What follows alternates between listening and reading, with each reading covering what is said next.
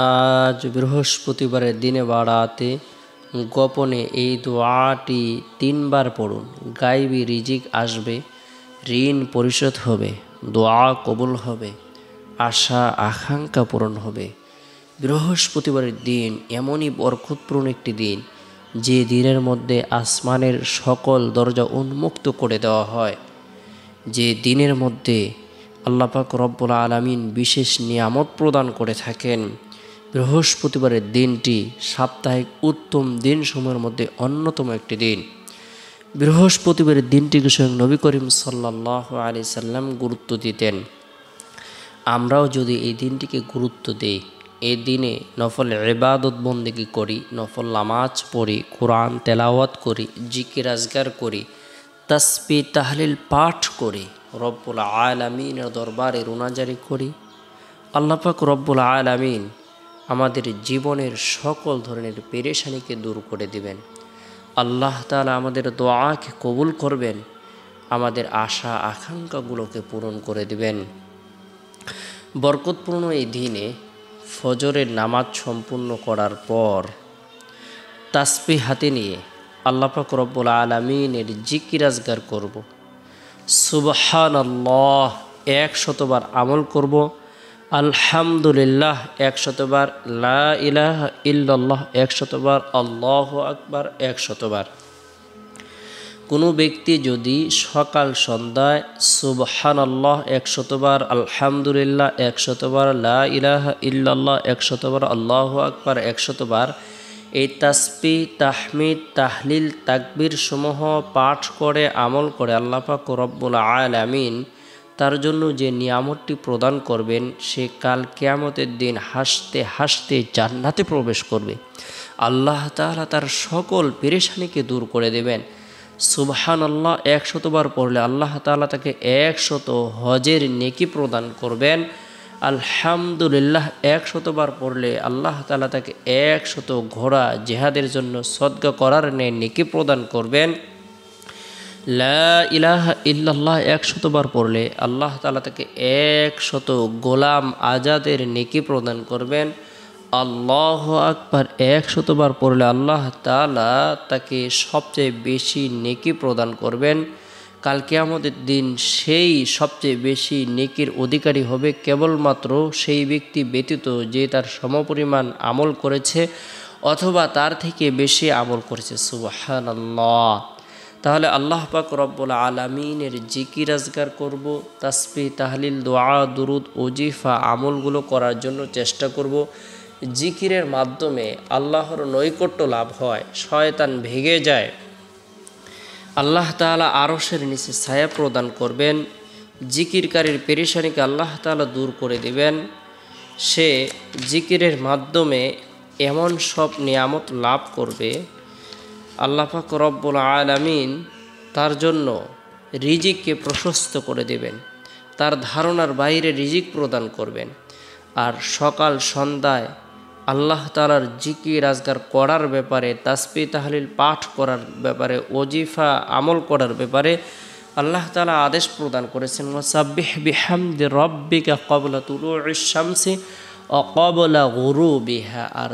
আর তোমার প্রতিপালকের তাসবিহ তাহমিদে লিপ্ত থাকো সূর্য উদয়ের পূর্বে এবং সূর্য অস্ত যাওয়ার পূর্বে। সূরা তোহা আয়াত নং 130। অর্থাৎ আল্লাহ তাআলা তাসবিহ তাহলিল দোয়া দুরুদ ওজিফা আমরা আমল করব। জিকিরের মাধ্যমে আল্লাহ পাক রব্বুল আলামিন আপনার আমার জন্য এত বেশি কল্যাণ প্রদান করবেন। আল্লাহ তাআলা আপনাকে আমাকে বেহেশতের উঁচু মাকাম প্রদান করবেন। স্বয়ং আল্লাহ তাআলা ফেরেশতাদের মজলিসে আপনার আমার ব্যাপারে আলোচনা করতে থাকবেন যদি আমরা সর্বদাই আল্লাহর জিকির করতে থাকি। তাই গুরুত্ব সহকারে আল্লাহ পাক রব্বুল আলামিনের জিকির করব। এরপরে বৃহস্পতিবারের দিন জোহরের নামাজ সম্পূর্ণ করার পর নিরিবিলি এক পরিবেশের মধ্যে বসে নিজের জীবনের গুনাহের কথা স্মরণ করে, নাফরমানের কথা স্মরণ করে, অন্যায় অপরাধের কথা স্মরণ করে আল্লাহ তাআলার গুরুত্বপূর্ণ একটি আদেশ, ফাকুলতুস্তাগফিরু রাব্বাকুম ইন্নাহু কানা গফফারা, তোমরা ঈমান আনয়ন করার পরে বিগত দিনের গুনাহের কথা স্মরণ করে, নাফরমানির কথা স্মরণ করে, অন্যায় অপরাধের কথা স্মরণ করে খাঁটি দিলে তওবার নিয়তে ইস্তিগফারের আমল করো। অর্থাৎ আমরা ইস্তিগফারের আমল করব। ইস্তিগফারের আমল করব আমরা 3 বার, আস্তাগফিরুল্লাহাল্লাযী লা ইলাহা ইল্লা হুয়াল হাইয়ুল কাইয়্যুম ওয়া আতুবু ইলাইহি, আস্তাগফিরুল্লাহাল্লাযী লা ইলাহা ইল্লা হুয়াল হাইয়ুল কাইয়্যুম ওয়া আতুবু ইলাইহি। এরপরে নবী সাল্লাল্লাহু আলাইহি সাল্লামের প্রতি মহব্বত রেখে, ভালোবাসা রেখে, আন্তরিকতা রেখে 3 বার দুরুদের আমল করব। উত্তম দুরুদ হলো দুরুদে ইব্রাহিম, যে দুরুদটি আমরা নামাজের মধ্যে পড়ে থাকি সেটি হলো উত্তম দুরুদ শরীফ। ছোট্ট দুরুদ হলো সাল্লাল্লাহু আলাইহি সাল্লাম। এরপরে গোপনে এই দোয়াটি আমরা 3 বার করব। রব্বানা আতিনা ফিদ দুনিয়া হাসানা ওয়া ফিল আখিরাতি হাসানা ওয়া কিনা আযাবান নার। রব্বানা আতিনা ফিদ দুনিয়া হাসানা ওয়া ফিল আখিরাতি হাসানা ওয়া কিনা আযাবান নার। হে আমাদের পালনকর্তা, তুমি দুনিয়াতেও আমাদেরকে কল্যাণ দান করো এবং আখিরাতেও কল্যাণ দান করো, এবং তুমি দোজখের আযাব থেকে আমাদেরকে রক্ষা করো। সূরা বাকারা আয়াত নং 201। আল্লাহ পাক রব্বুল আলামিন দুনিয়ার যত কল্যাণকর বিষয় রয়েছে, উপকারী বিষয় রয়েছে, আমাদের জন্য যেটি কল্যাণ হবে আল্লাহ তাআলা সেটি প্রদান করবেন। অকল্যাণকর বিষয় থেকে নিরাপত্তা দান করবেন।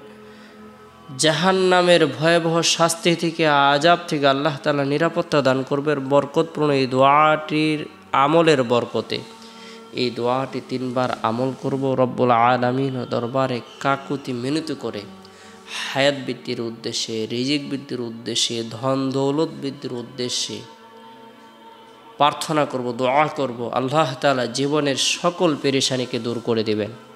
আল্লাহ পাক রব্বুল আলামিন আমাদের ভাগ্যকে পরিবর্তন করে দিবেন, ধারণার বাইরে রিজিক প্রদান করবেন। সুবহানাল্লাহ।